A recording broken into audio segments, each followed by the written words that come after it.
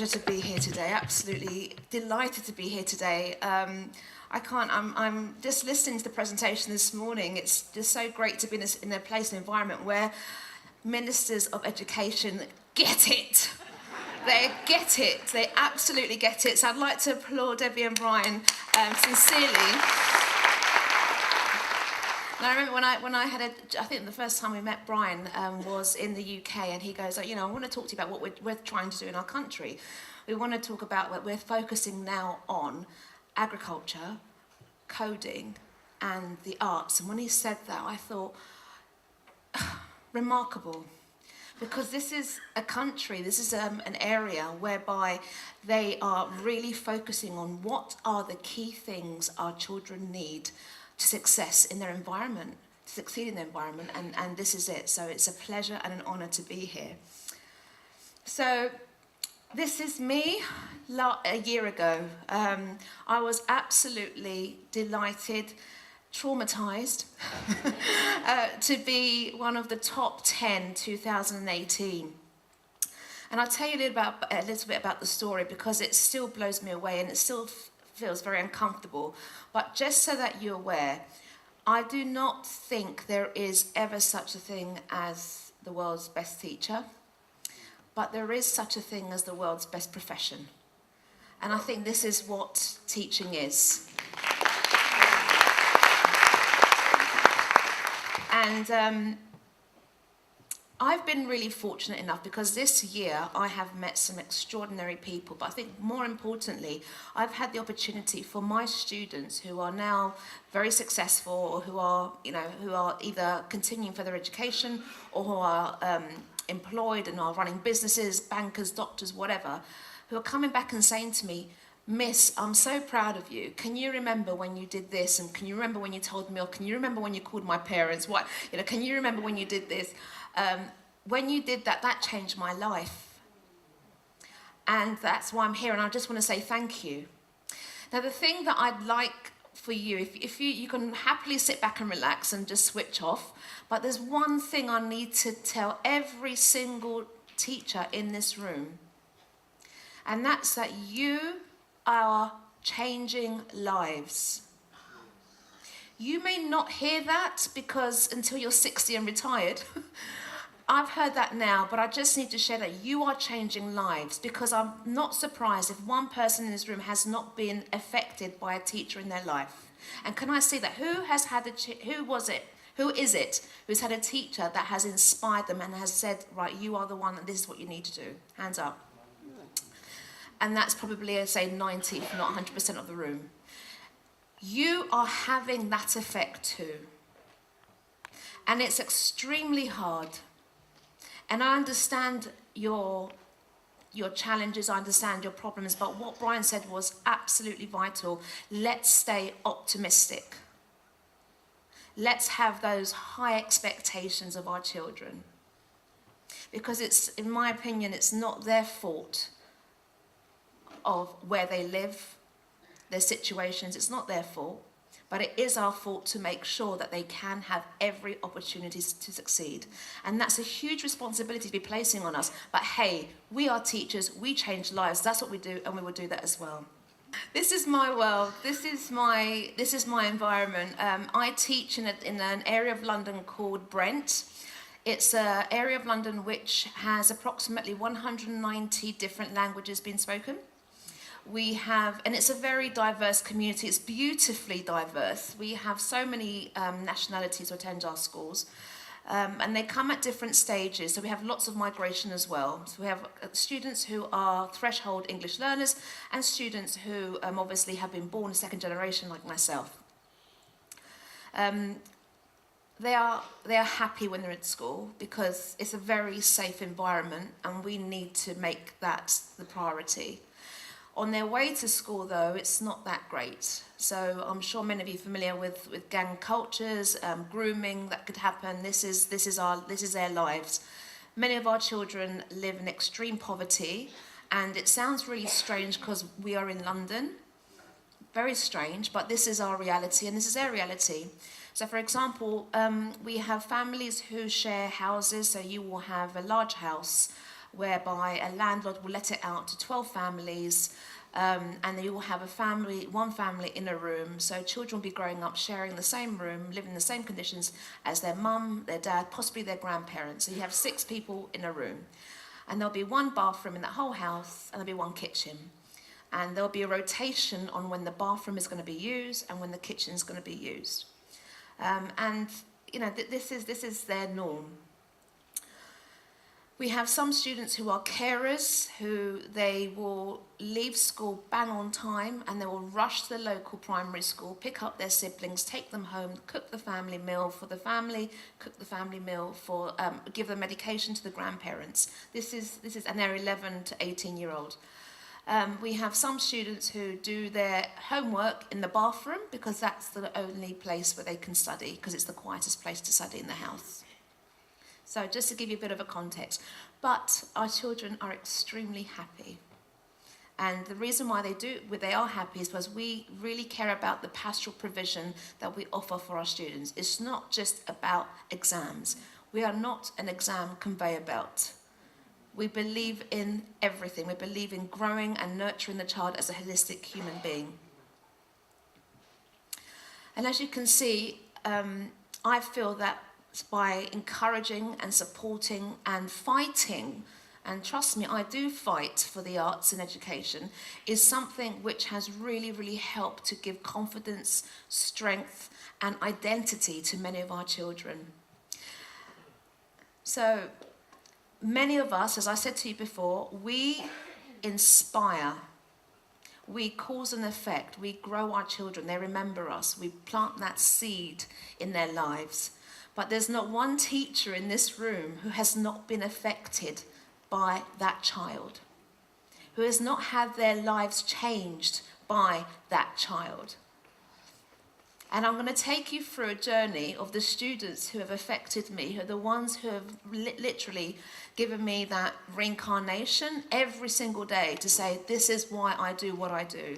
This is why I come to this school. This is why I travel very far. This is why I have spent 13 years in this particular environment. It's for these particular children. I'd like to introduce you to a child called Raf. Raf came to our school when he was in year 10, so that means he was 14 years old. He was, prior to coming to Alberton Community School, he went to a school not too far from us, but it's a school for children with special educational needs.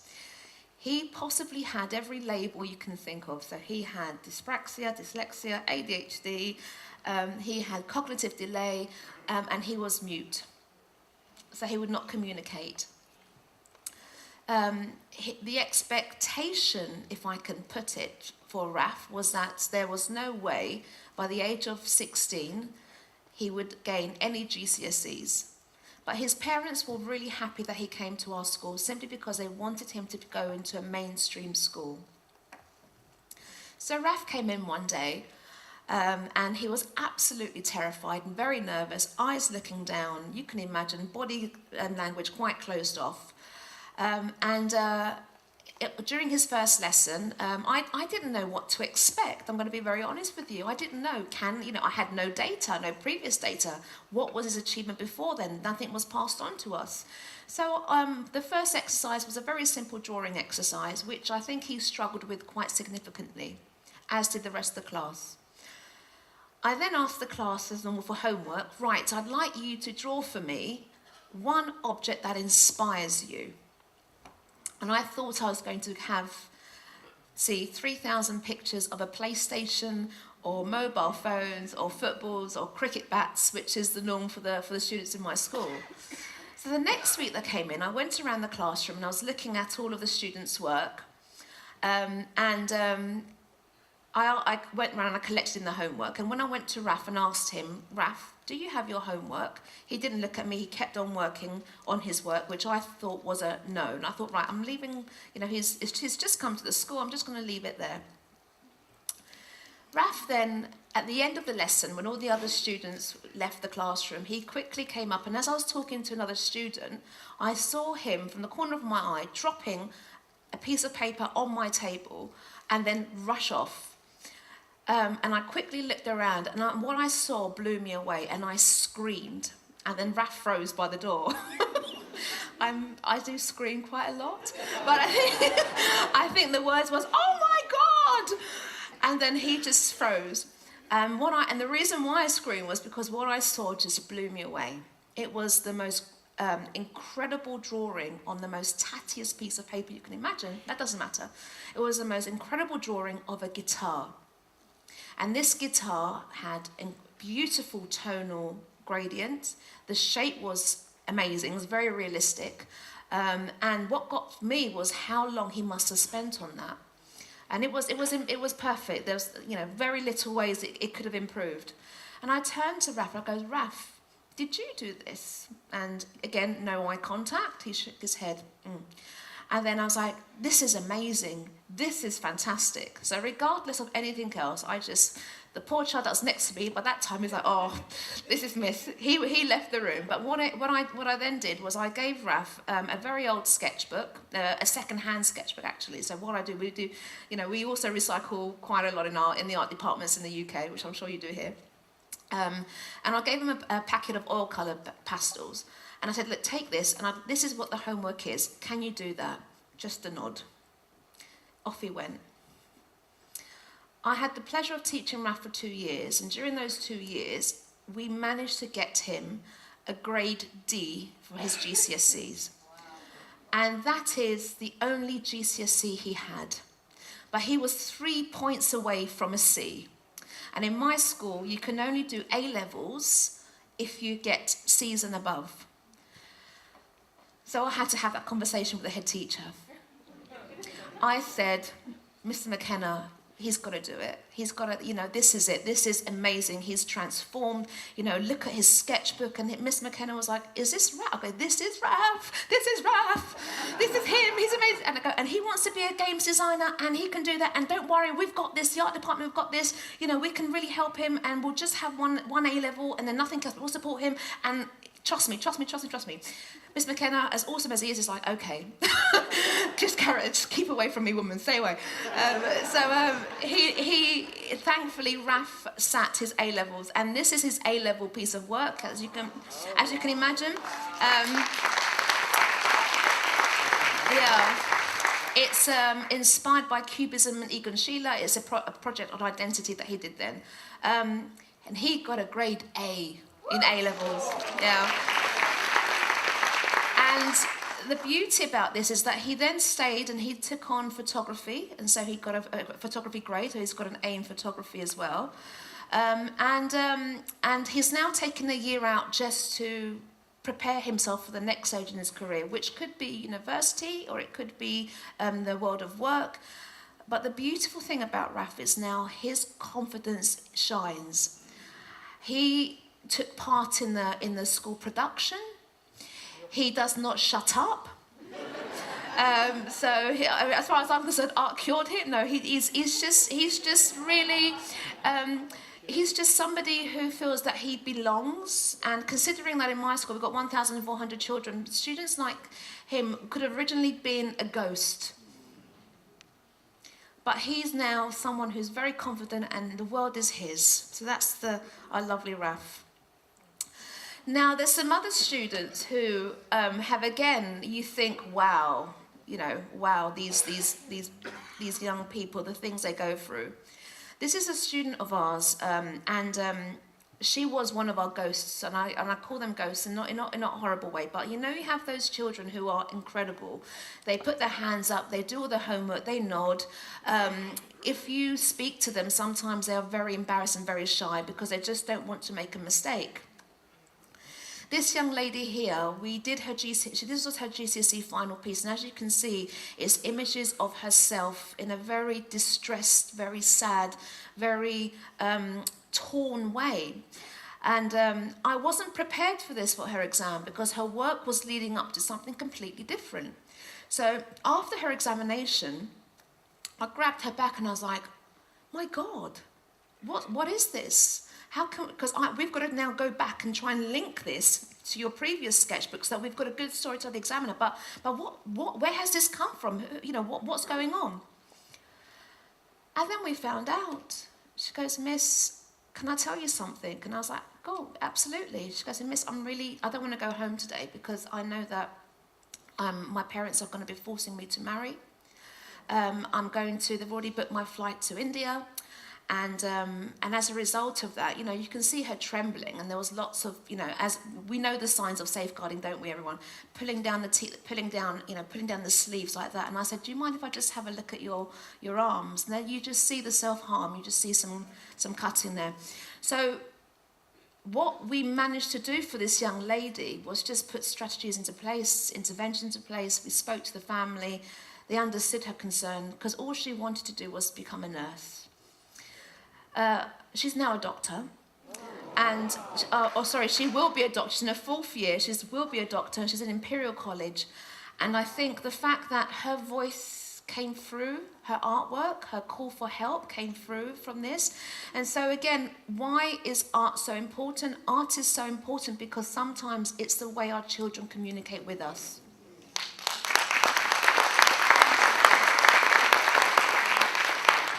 I also think that the arts are powerful. When I say arts, I mean all the arts, drama, music, theatre, they're all important because sometimes you don't need to know English, you don't need to know a language to be able to speak. And especially when you're talking and working with children who are either refugees who've just come to the country, who are traumatized, then that's when you can really make a difference to their lives. Now, this is a piece of work that is from a student of ours who was a Syrian refugee.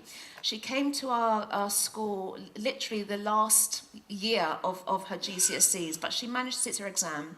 And as you can see, her English was very, very, very weak, but you could tell she had this kind of fight, this kind of a message she wanted to get through. And this was her final piece of her exam work. So in the UK, when they sit the GCSE exam, it's a 10-hour exam, 2 days. And when you first tell this to a child, they're like, oh my God, 10 hours. I'm like, it's the best exam you're ever going to have. 2 days in an art room, amazing. And they have the most incredible time. So this is her work. Now, as I will never forget, as you can see, it's almost a picture of herself, and there's a dove in the background. And right in the corner, you see a speech mark there. So half an hour from her examination, I was walking around just looking at her work, thinking, God, right, what is she going to put in that speech mark? What is she going to put in that tiny little gap there? I want to know, because this is such a powerful piece. So what do you think she put in there? Hands up, what do you think? Or shout out even. Sorry? But why? What could she have put in there? Help. Amazing. That's a good one. Help.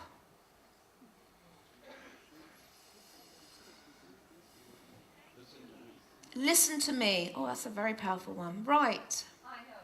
I know. Thank you. So her exam was finished. And then I went straight up to her to have a look and see what she was going to put in that bubble.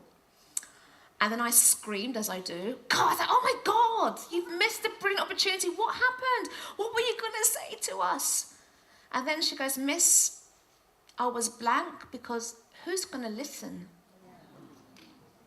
I know. That was my reaction. I was like,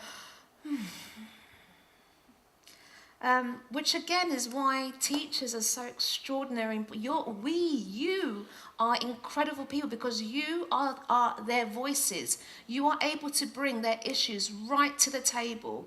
You're able to bring them to your leadership team and say, we've got problems and I need help and they need help. So, did I tell you that I received $1 million? Did you get that?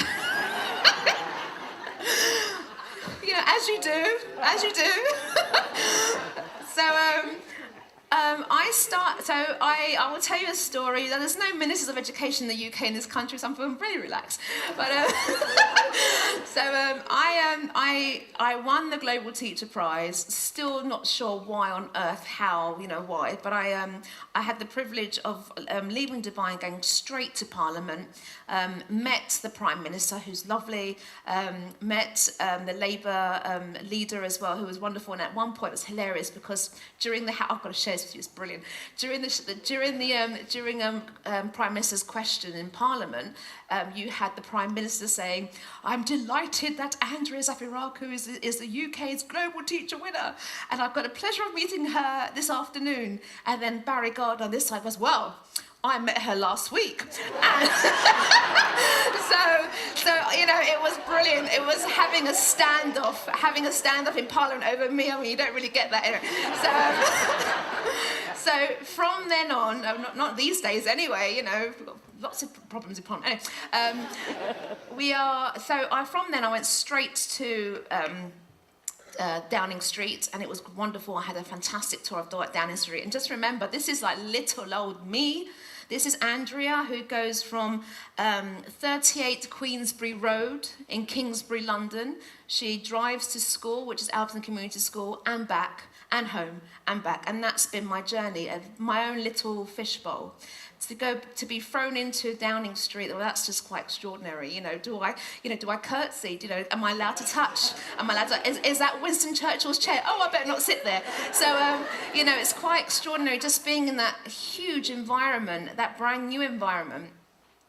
And I will never forget this. And I think this was, the moment that I thought, right, this defined me moment.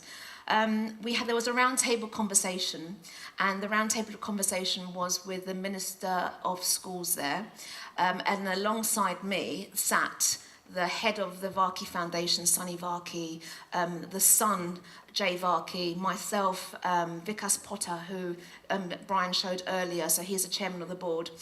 And I was asked, amongst all those incredible people, by the Minister of Schools at that point, whether or not I'd like to be the recruitment face for UK teachers, because in the UK we have got a huge recruitment problem. And my answer was, "Thank you so much, but I'm going to think about it." So in other words, no. And then I just saw something which I thought, oh my God, Andrea, you're going to get assassinated tonight. I saw everyone's backs just go up. So all of these incredible, influential people, Sunny Varkey, who's now probably regretting the decision of making me the Global Teacher Prize winner. But and then the answer was, well the question was why? And the answer was, because and again, being very naive, very jet-lagged, very God knows what, the answer was, I'm really sorry, but I don't believe that this government prioritised arts in education. And as a result of that, and then I left there, and then I went home, and then I cried my head off, and I said to my husband, I think I'm going to die. They're going to send someone to kill me. Because I said no to the government. Who says no to the government? Who says no to the government?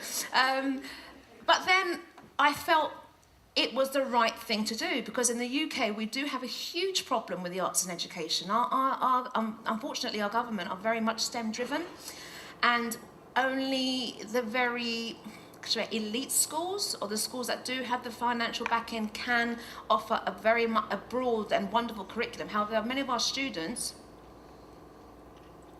that's not me, it's not my stomach, I guarantee you. Guarantee you that's not my stomach. But there is okay, I might speak louder. Just ignore the noise. But anyway, so we have got a problem in our schools, and I've noticed it in my school as well. We do fight very hard to put on the arts as a provision. And so what I decided to do was to put my money where my mouth is, which is, really, really a big thing for me. And to set up a foundation whereby we are getting artists to go into schools. Our artists are going in, and when it's artists, all the general word of the arts into schools, because I fundamentally believe that our young people gain so much inspiration by meeting with the actual professionals. As a teacher, we're great. We can say, yes, you can be a doctor, but if a doctor meets a child and says, this is my journey, this is what I do, you see their eyes light up. You really see them inspired.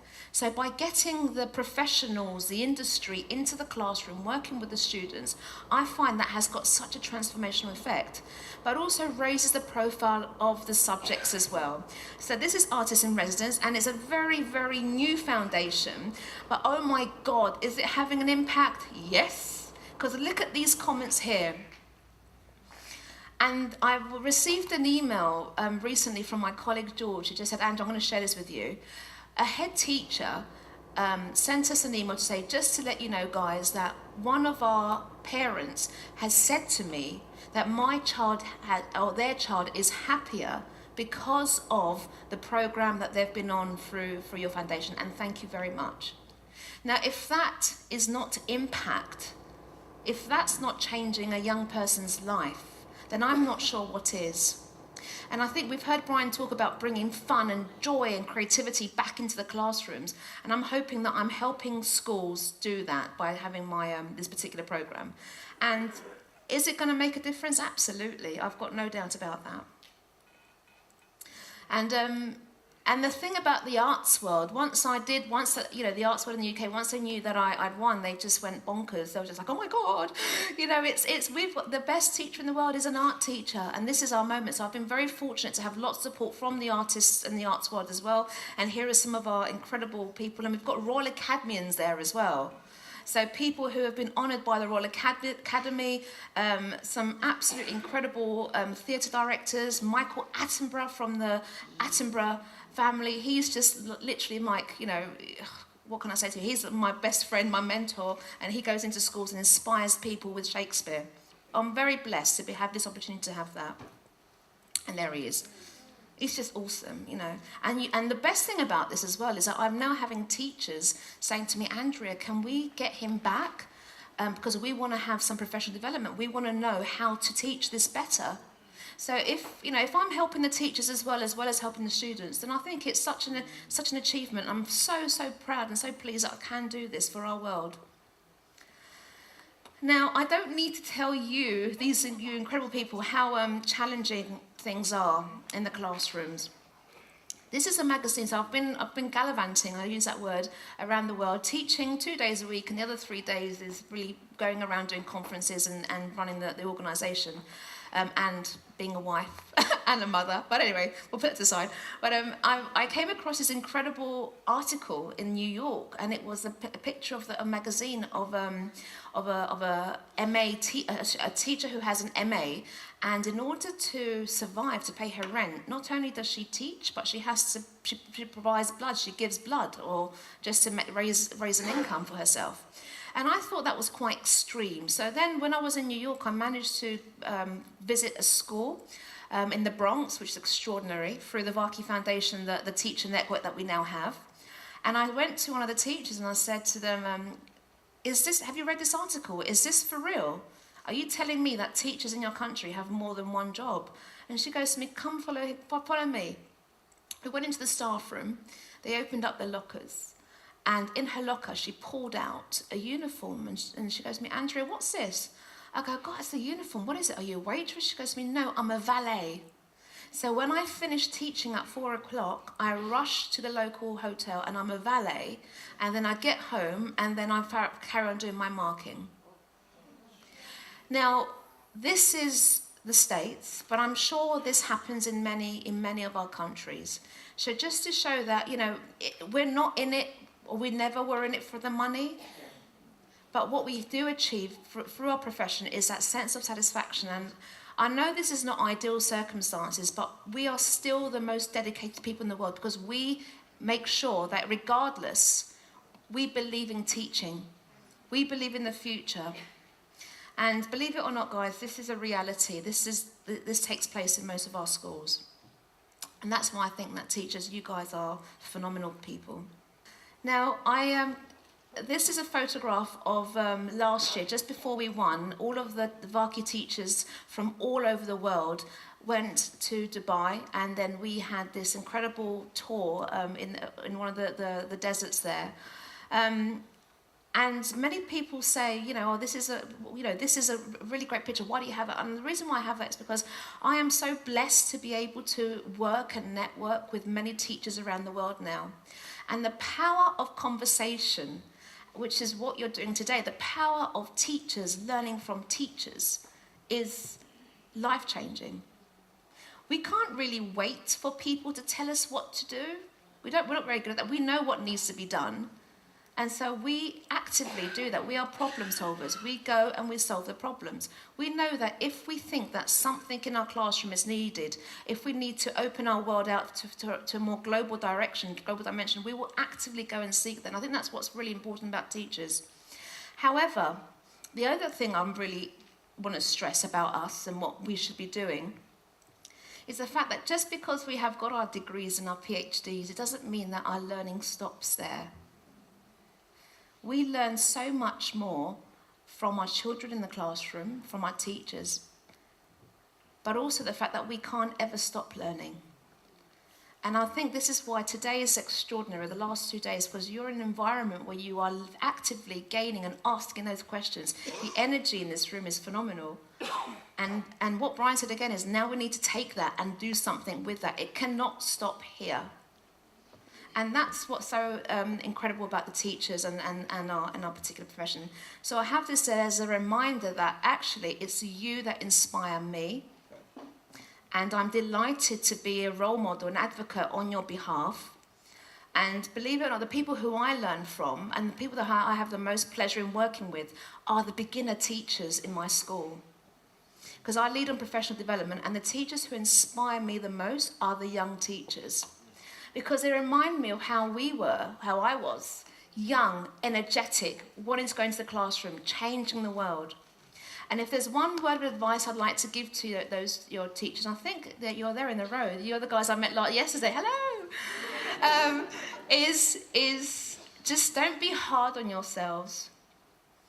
Because teaching is extraordinary. You will go through every single emotion you can possibly have, and your first 2 years are crucial, are vital. And you're going to think, oh my gosh, that was wrong, or I'm messing up, or I shouldn't be doing this. But yes, you should be doing this. Yes, you are changing lives. And yes, 90% of the time you're ripping your hair out thinking, does that work? And, is this working and what am I doing? But oh my God, those 10% magic moments that you're going to have, the moment whereby you actually see young Phil learn how to write, or young Prakruti being able to speak English or being able to communicate with you, those golden magic moments is what you need to keep tight to you. Just lock them up, keep them in a box, because those are the things that will fuel you for the rest of 20, 30 years in profession.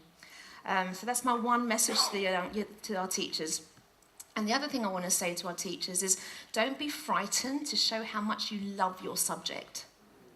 Don't be frightened to show your passion to your children, to go off on one like I constantly do. Because that's what feeds them, that's what gives them that love of learning beyond the classroom. And I think that's quite very, very important messages. And finally, I know you're all saying thank God, but finally, my last, I shouldn't say my last, but one of my students who I'm so proud about, and who I keep very close for many, many reasons. This is a young student of mine back in the UK. So she came to us when she was 12 years old. So she came with us in year 8. She was from an island called Diu, and Diu is just off from India. It's a small island on the coast of India. Now, it's a Portuguese colony, so what happens is that when you're pregnant, you go and you live in Diu, and then you're able to gain a passport for your child to be able to come to the UK or to Europe. But Diu, however, is an area where there's not much education, the systems and the infrastructure is not ideal. So this young lady, she came to us and had not had any schooling since the age of birth, since being born. So I'd say she's quite raw, quite a raw child. However, I will never forget when she came in once, she just literally went around slapping boys. It was just quite hilarious. Like, no, you shouldn't be doing that. But anyway, she came into my classroom for the first day, and she was terrified, very timid, very shy, closed body language, no English whatsoever. Luckily, there was another young lady, another student who was from the island, who was much more fluent in her English, spoken English, who was able to more or less be her buddy. And so she took care of her. And so this young lady, she did her work. We'll call her Dina. Let's call her Dina. She finished off her work, and then at the end of the lesson, I set some homework, and I said to my students, what I'd like you to do to draw for me for your homework is I'd like you to draw for me your favourite celebrity, the person who inspires you the most. So I thought I was going to have 3,000 Beyoncés, maybe a couple of Massies, and loads of their superstar celebrity role models. The two young ladies came to see me, and then Dina's friend was, Miss, can we borrow some equipment? I was like, absolutely. So again, ripped out spec pages from sketchbooks, and I gave her a packet of oil pastels, which were probably worth about one US dollar.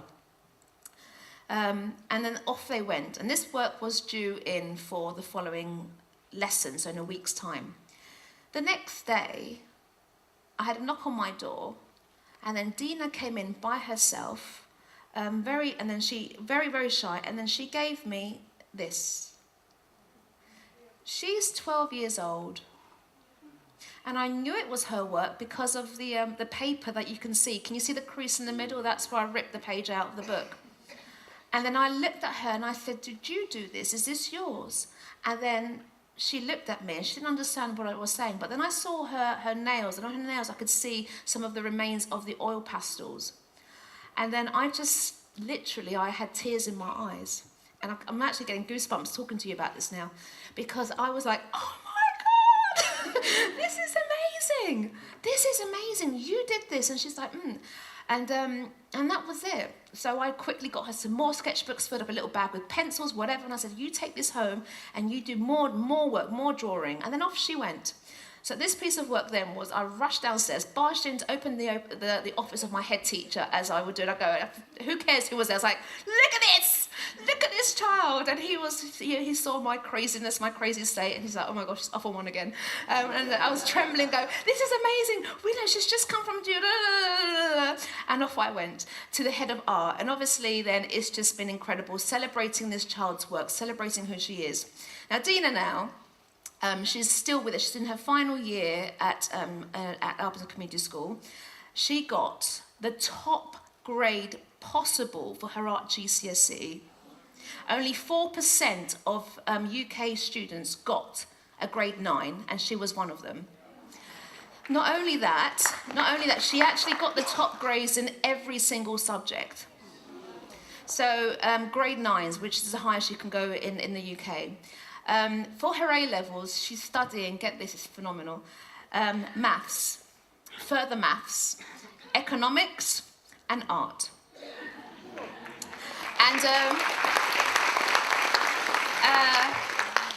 And because of the award, because of the incredible press we've had, I was asked to do a conference in this art event, and they said to me, it would be lovely, and His Royal Highness Prince Charles was then said, it would be lovely if we can produce a piece of work to give to the Prince. And I said, only if I can bring a student with me. And I think nothing was more perfect for me than seeing young Dina with her work, presenting it to His Royal Highness, and just seeing her have that moment, completely terrified, but that smile, her face just lit up because she knew how important he was, and she knew how much she has gained in confidence, how much the fact that this is almost like a fairy tale for her. And when you ask her, what are you going to do now for your future? Her answer is, Miss, I don't know, but all I know is that there's no way I'm going to ever stop working on the arts, because if I've learned anything is the fact that I can become who I want to become. I am confident, I can solve problems, my time management is impeccable, and basically the world is now my oyster. And if we have got children who we can get to say that back to us, then, ladies and gentlemen, job done. Thank you so much for having me here. It's been an absolute pleasure to be speaking with you. Thank you.